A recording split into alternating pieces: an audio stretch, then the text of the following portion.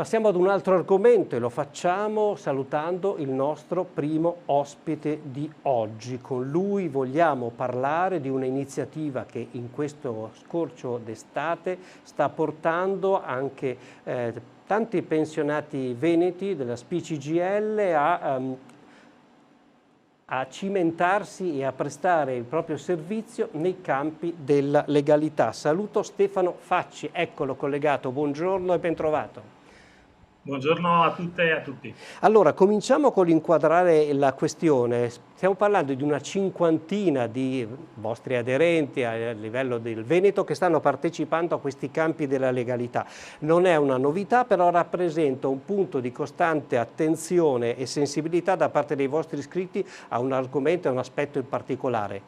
Ci aiuti a ricordare quale? Sì, quasi 20 anni che ci sono queste esperienze. I campi della legalità sono campi di impegno e di formazione e sono legati a quelli che sono i principi della legalità costituzionale e della giustizia sociale.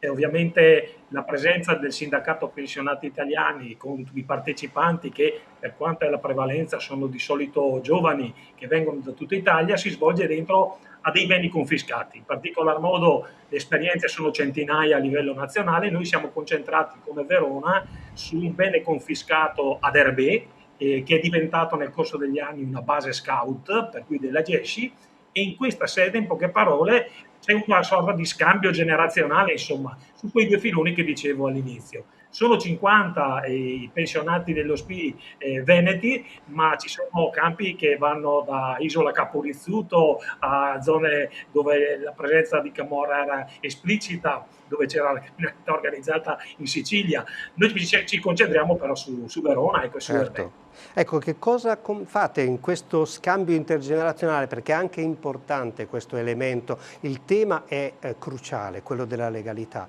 ma questo scambio di collaborazione tra diverse generazioni che magari non frequentemente si parlano, riescono comunque a parlarsi o a agire in questa maniera così sinergica è rilevante. Ci spieghi un po'?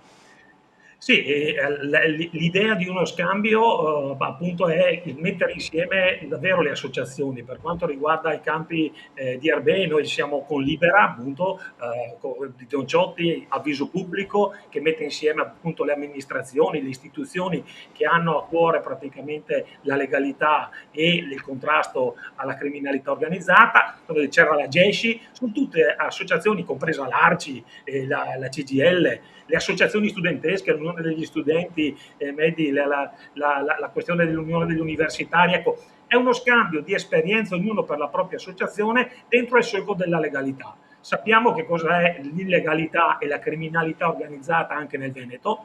Non siamo più di fronte ad una infiltrazione, ma siamo di fronte a una radicalizzazione, e il fatto di costruire un campo di impegno e di formazione per essere attenti a livello sociale, diventare, tra virgolette, delle persone attente a quelli che sono i fenomeni, possono davvero essere utili a contrastare appunto l'illegalità che ormai è conclamata, insomma, anche a Verona.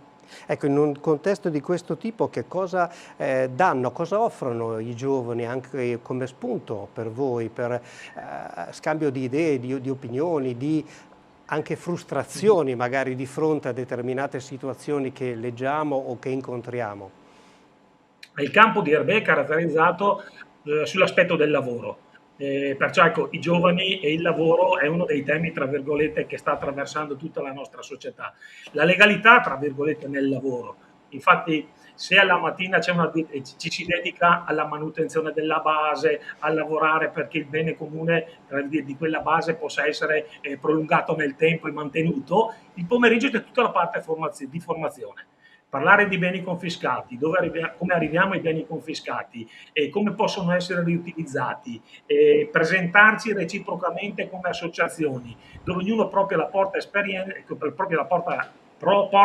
esperienza. Ecco, lì siamo di fronte davvero a quello scambio che può essere generativo. Noi siamo convinti che l'attività, il fatto che i giovani possano con il loro lavoro e la loro intelligenza per cui la mattina con il lavoro, il pomeriggio con la loro intelligenza, approfondire queste tematiche sia un'occasione davvero unica. Ecco. Lo facciamo, come dicevo, in centinaia di esperienze a livello nazionale. Ecco, nello specifico questa iniziativa Herbe fino a quando sarà operativa? Sarà dal 17 al 23 di agosto, la settimana immediatamente dopo quella di Ferragosto. Affronteremo le tematiche del caporalato, parleremo con i sindacalisti, parleremo anche con i datori di lavoro, perché anche loro sono portatori di alcune criticità e di concorrenza sleale prodotta dalla criminalità organizzata. Incontreremo le amministrazioni comunali, abbiamo già fissato un incontro anche con l'amministrazione comunale non solo di Herbe, che ci ospita, ma anche di Isola della Scala e anche con il comune di Verona, dove faremo praticamente il punto insieme ad Avviso Pubblico e a Libera di quella che è la situazione di tutta la provincia. Per cui è uno scambio, una promozione reciproca dove ognuno, tra virgolette, della propria associazione porta un contributo importante alla crescita, dico così, umana, personale e sociale degli individui.